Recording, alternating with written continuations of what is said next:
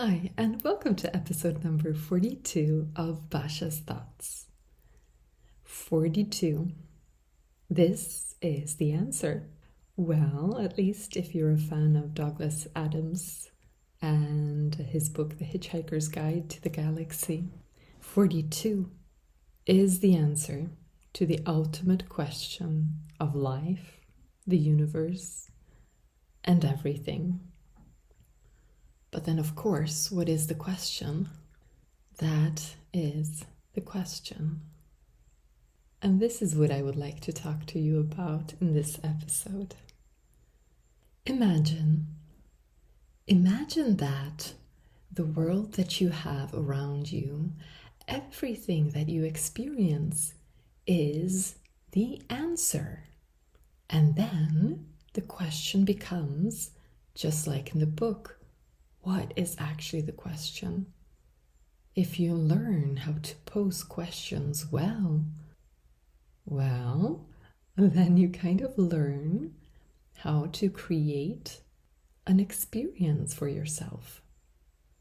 Everything that you experience has already happened.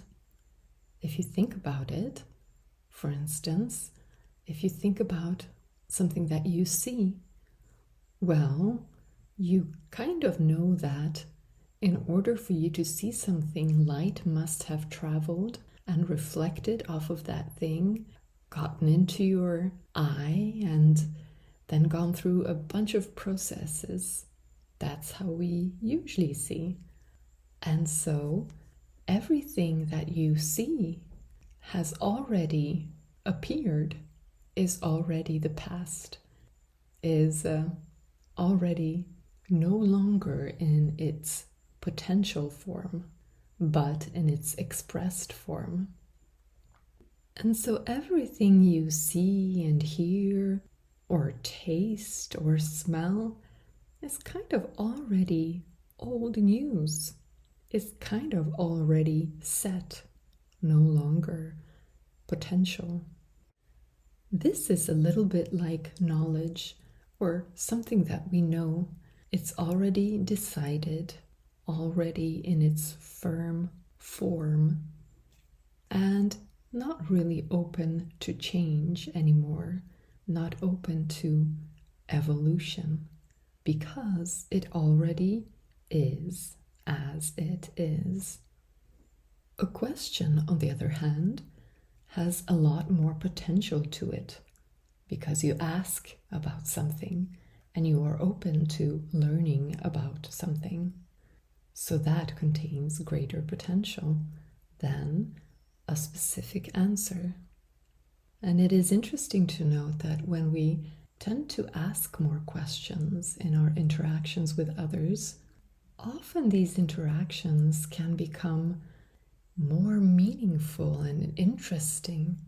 Often, we might actually be able to connect to the other person better when we're asking, especially if we're asking around what is in common, something that we're actually interested in, and something that we can relate to. So these are questions around things like values. Whenever we go back and ask about values, then we open up, and the person with whom we're speaking will often also open up, and they will let go of any particular ideas, any particular set knowledge or strategies for achieving particular things, and they will go deeper into a place that is full of potential. Here, the strategies have not been decided on yet. Instead, we are circling around values and we are exploring them. From that space, we then can move together. And when we move together, when we both understand exactly where we're coming from and we have a common ground, then we can actually find a strategy that pulls us up into the stratosphere together happily, resolving things for both of us, making us happier, making us feel more connected, making us feel like we just had a deeply satisfying and meaningful conversation where we actually reached something that we would not have been able to reach on our own. We have actually learned, we have actually transcended. So we have united and transcended. We have united with the other person, and we have transcended what we already thought we knew and developed further. So moving into the land of questions, searching for questions instead of answers may be a very useful way of interacting and a very efficient way of trying to actually solve problems for several individuals at the same time, looking for the common ground, and from there moving into solutions that work for all. Some time ago, I was invited to a gathering, and at that time I decided to try this question strategy out and see what would happen. So I had a question, and I thought I would try to ask everyone with whom I would interact what they thought about this. How can you solve this? What do you think about this particular subject? And I would not give my opinion in any manner unless it was specifically asked for. And so I started out. And it was very interesting to see that I actually had some deeply meaningful insights because of it. And it was also interesting to see that the people with whom I was interacting were not used to actually being asked and then listened to. They were surprised, but they seemed to enjoy it. So that was a fun experiment. So on the level of interactions, human interactions, when we move into questions, we open up the field of potentials, and that becomes interesting to us.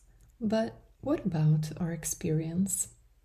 And how could we open up the field of potential so that our general experiences can become more meaningful, insightful, and move us toward greater satisfaction? Well, if everything we see, hear, taste, and so on has already happened and is old news and is crystallized and is not really full of potential, then by focusing on that, we do not really focus on the potential. So how could we focus on the potential, open up to the potential, stay within the field of the potential, seeing the actual arising and having fun with it, enjoying it, but not actually clinging on to it as the ultimate answer, that which is us, perhaps.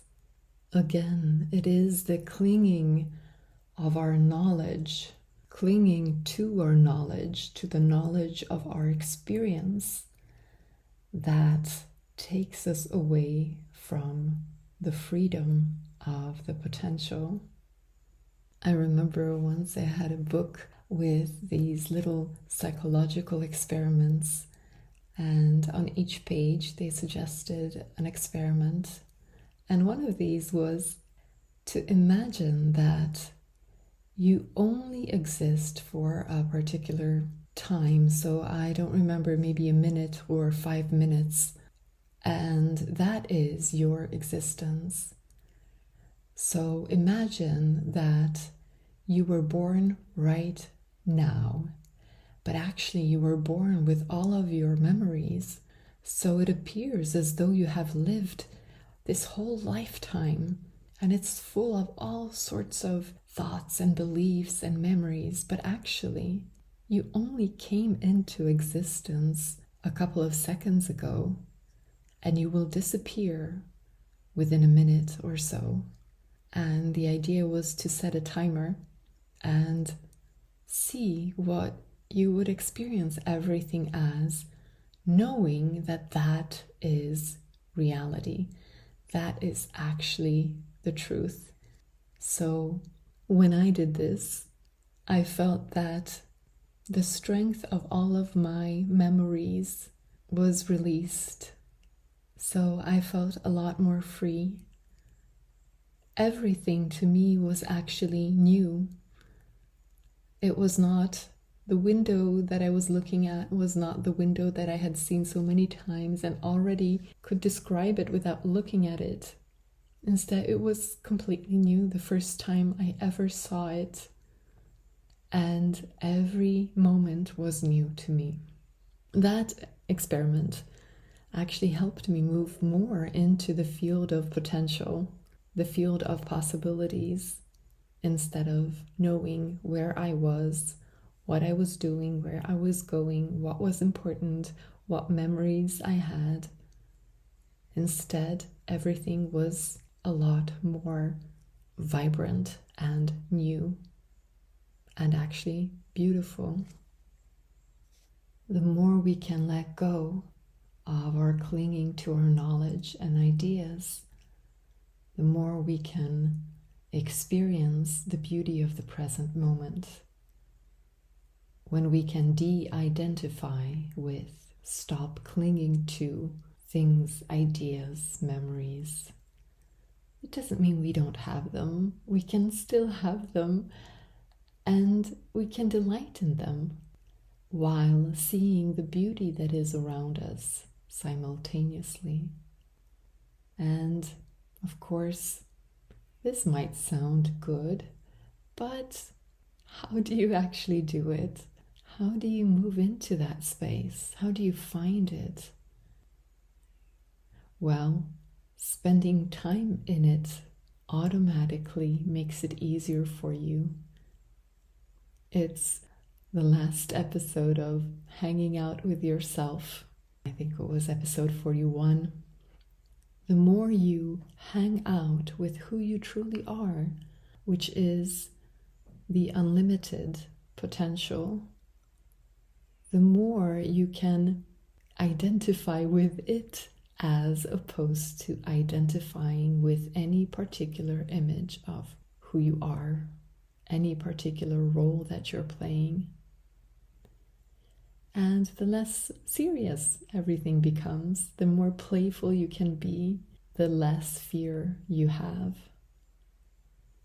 And so just spending time in pure being, just being, removing any particular thoughts, just letting them pass, not holding on to any particular feelings, and becoming the witness of that, and then the witness of that, the witness of the witness, just going ever deeper.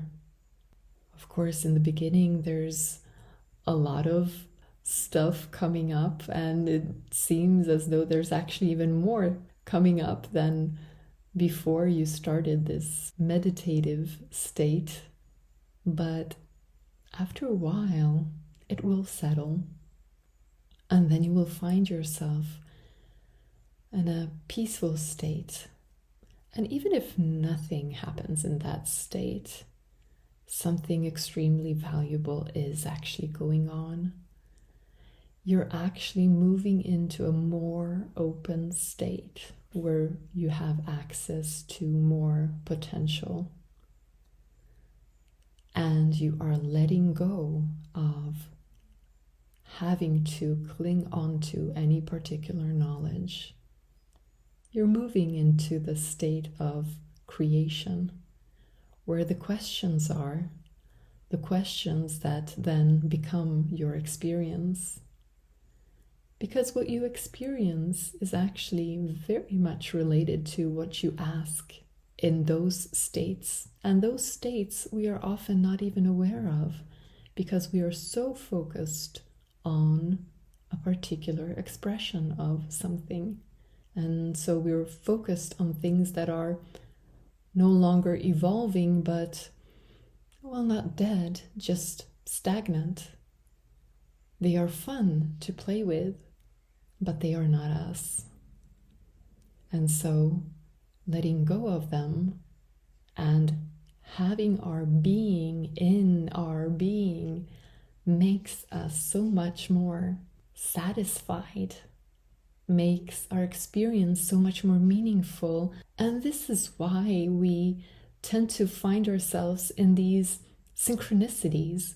We tend to find that the universe seems to magically answer our questions.